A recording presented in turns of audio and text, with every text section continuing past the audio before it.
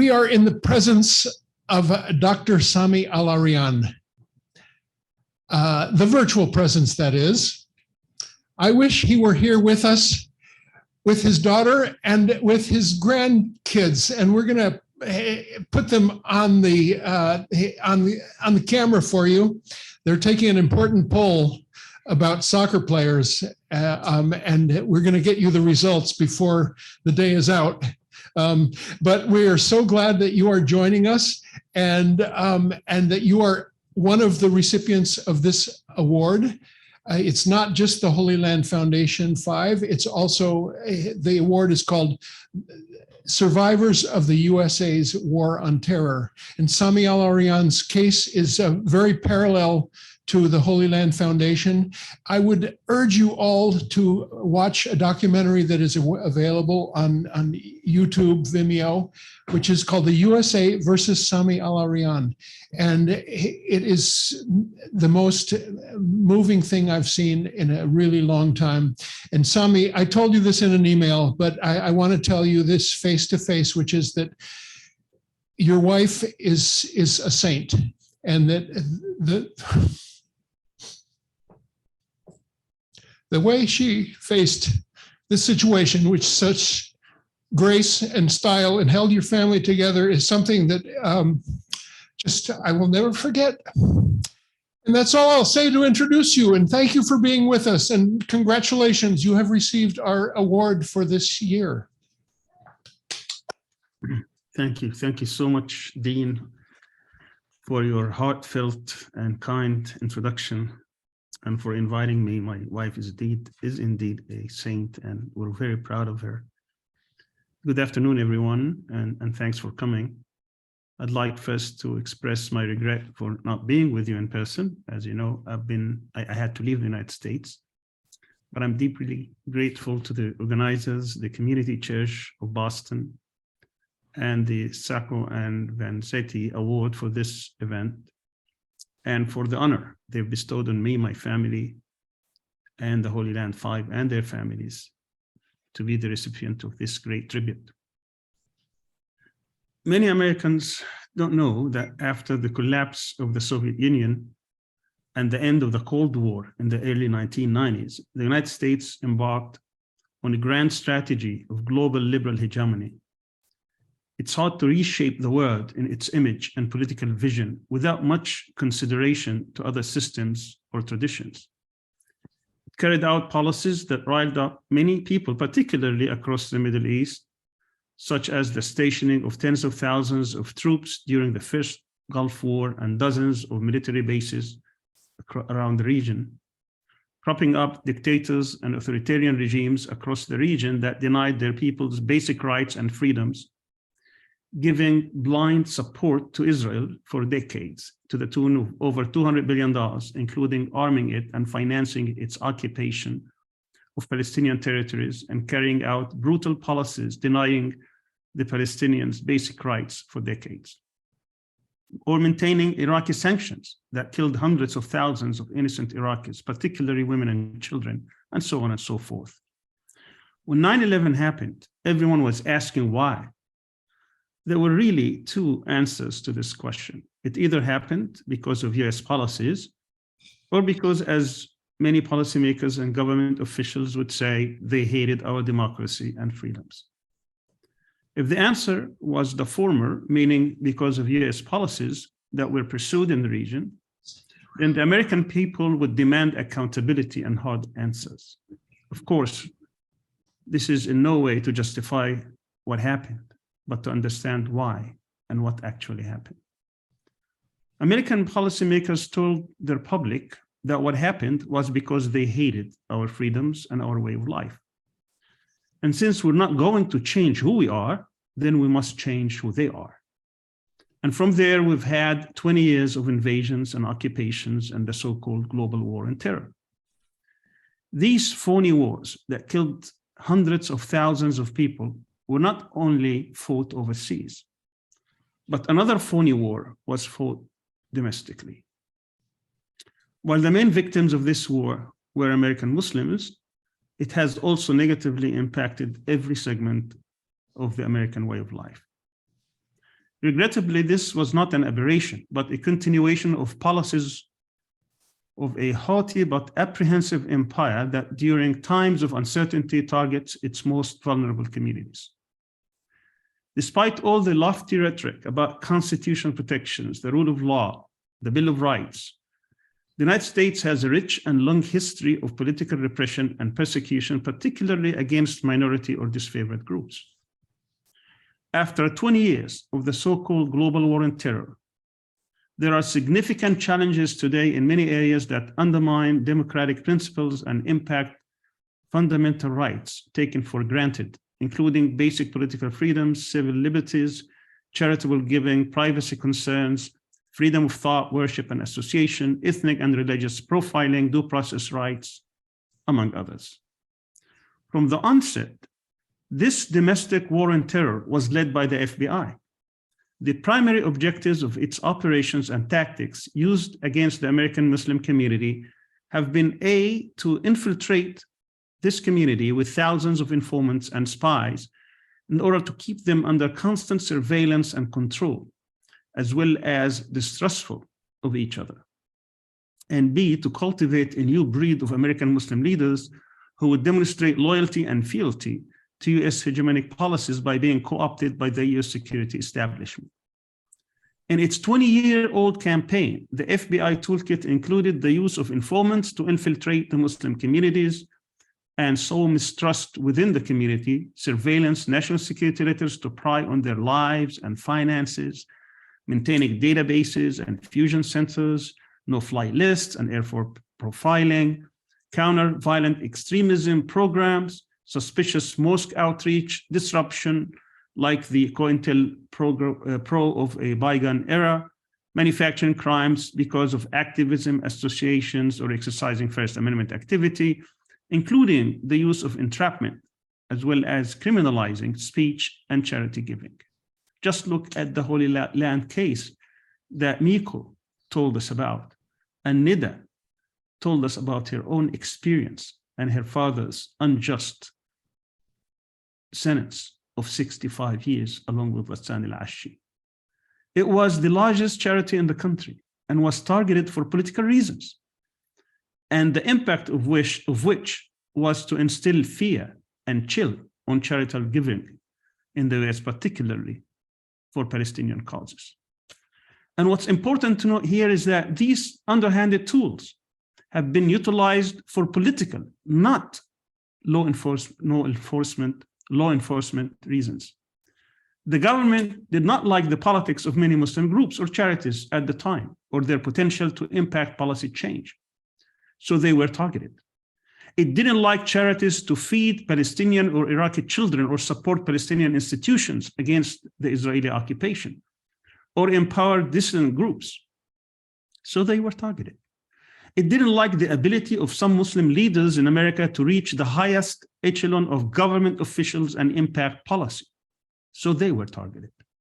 In short, the so-called global war on terror, government policies have been designed to disrupt and malign Muslim groups, civil society institutions, charities, and leaders in order to achieve its goal of justifying a phony war of them against us, or the good guys against the evil ones. My dear friends, freedom of speech and association and speaking up to power have become defining features in the struggle to realize our humanity and liberty. The forces of intolerance, hegemony, and reactionary politics tend to favor stifling free speech and suppressing dissent. So if you're if you are effective in supporting the Palestinian struggle, then you're targeted. But nothing is more dangerous than when such suppression and persecution are perpetrated and sanctioned by government and authority. Thomas Jefferson, the author of the American Declaration of Independence, once observed, and I quote, "When the people fear their government, there is tyranny. When the government fears the people, there is liberty." Therefore, I'd like to argue that this standard ought to be the defining symbol of democratic societies. Because government has enormous power and authority over its people, such control must be checked and people, especially those advocating unpopular opinions or supporting unpopular causes or causes that the government don't like, must have absolute protections from government interference and abuse of power. Let's remember that it wasn't until the tragic events of September 11th that such ferocious assaults against freedom of speech were launched by the government in the name of security. Far too many people have been targeted and punished because of their unpopular opinions, beliefs, associations, or feeding the wrong children. Believe it or not, one of the evidence against me consisted of a conversation that one of my co-defendants had with me in his dream. That dream was read to the jury in its entirety as evidence against me. I was telling my attorney at the time that this wasn't even my dream. How could it be evidence? This was reminiscent of the thought crime on George Orwell's 1984. In this eye-opening novel, fear of the government becomes the norm, the standard way of life. People are cultured to submit to a new language and regulated speech. War is peace. Slavery is freedom. Ignorance is strength. In such an environment where society is dominated by fear, people start conforming to every behavior dictated by the authorities. So when a daughter hears her father criticize in his dream the leader, Big Brother, she reports him to the authorities. He's immediately arrested, tried, convicted, and sent to prison.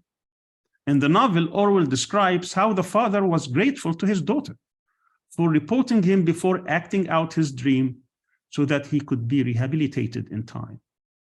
But the real scary part in my trial was not that speech, opinions, books, writings, and dreams were offered into evidence, but that the judiciary system was intimidated by the government and allowed them to be admitted into evidence.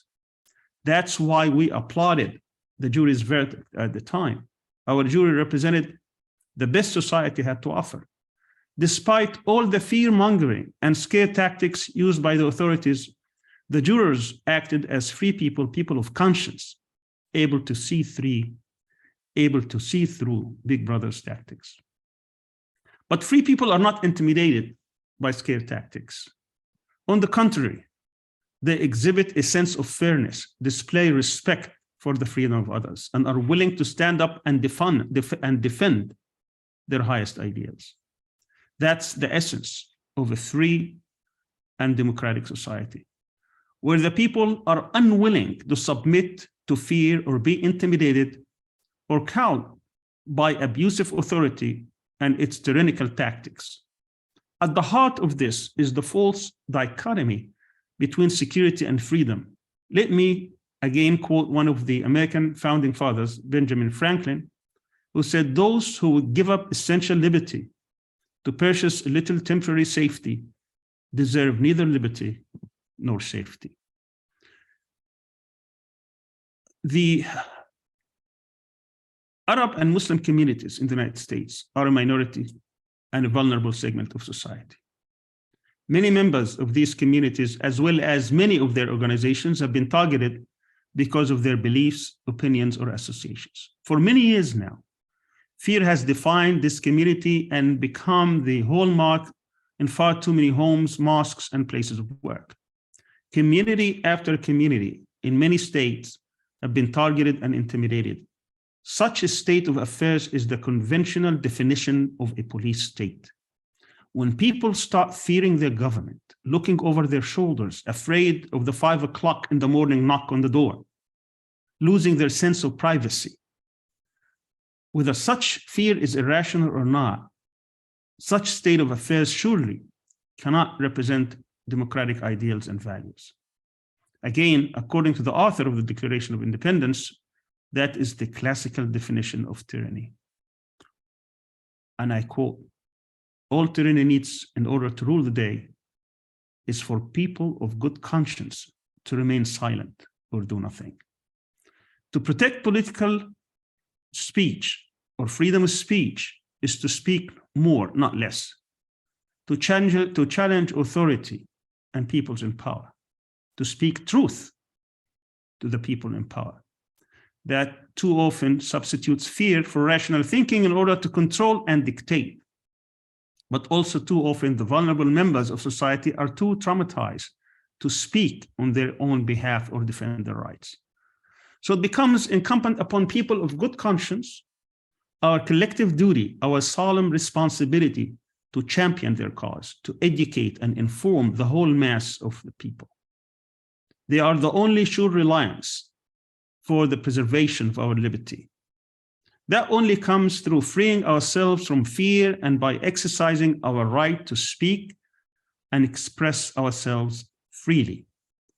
What distinguished leaders like Mahatma Gandhi or Malcolm X or Martin Luther King Jr. or Nelson Mandela was their willingness to speak truth to power, and if need be, pay the price for it. During my many decades in America, I learned that positive change could only come through education and vigorous debate. So I worked hard to promote a vision of commitment, of freedom, of speech, of expression, of dialogue. This vision led to the establishment of several institutions in education, research, civil rights, and on Palestine. But one of the organizations that I'm proud of and being a co-founder and president was in the 90s and early 2000s called the National Coalition to Protect Political Freedom. It was an organization that built a coalition of over 40 civil rights groups from around the nation fighting the use of secret evidence in court. This unconstitutional practice was used primarily against Palestinian Muslim political activists, not before 9/11, but before, after, but not after 9/11, but before 9/11. So as we had much success in trying to educate the public about it and even winning few legislative initiatives in Congress, this effort, unfortunately, was halted in light of the 9/11 tragedy. After I got out and placed under house arrest, I co-founded an organization in 2010 that defends the rights and struggles of the war and terror political prisoners and their families, named Coalition for Civil Freedoms. This organization needs the support of everyone who cares about freedom, justice, equality, and fairness. And I'm very proud that this organization has been at the forefront of advocating for the Holy Land Five and dozens of other political prisoners who are the true victims of the so-called war and terror. In my own trial, much of the government evidence presented to the jury during the 6 months trial were speeches I delivered, lectures I presented, articles I wrote, magazines I edited, books I owned, conferences I convened, rallies I attended, interviews I gave, news I heard, and websites I never even accessed. In fact, several websites presented to the jury as evidence were created by anonymous individuals after my arrest, when I was awaiting trial in solitary confinement in a federal prison. During my 5.5 years in prisons, I had to endure over 43 months in solitary confinement out of over 2,000 days in prison, most of it before and during the trial. The conditions of confinement were Guantanamo-like conditions designed to break you down psychologically so you give up and surrender. Isolation, abusive guards, little or no communication with family and friends, and limited opportunity to review the evidence assembled against you, just to name a few. Even serial murderers and rapists had more rights in prison than pre-trial Palestinian detainee entitled to the presumption of innocence under the law. These are the conditions that our brothers and many political prisoners, including the Holy Land case, had suffered and still suffering and living this continuous torturous life. So my final point to you is, how do you fight back? How do we carry out the struggle against government repression and unjust policies? The roadmap for those who care about freedom, rights, civil liberties, democracy, privacy, or constitutional protections for all is clear. We need to strategize, organize, and mobilize, build coalitions and alliances, do public education, community organizing, legal, and court action, media outreach, political engagement. In other words, we need to engage and struggle at all levels. That's exactly what the Coalition for Civil Freedoms is trying to do. My friends, we all would like to see our society living in peace and harmony. But we can't achieve peace without realizing justice. And we can't realize justice without seeking out the truth. And we can't seek out the truth without practicing freedom to speak and bravery and courage to speak truth to power and engage and change our communities, society, and unjust policies. Thank you so much for listening. I again thank you for the award you gave me today, and also my brothers, the Holy Land 5.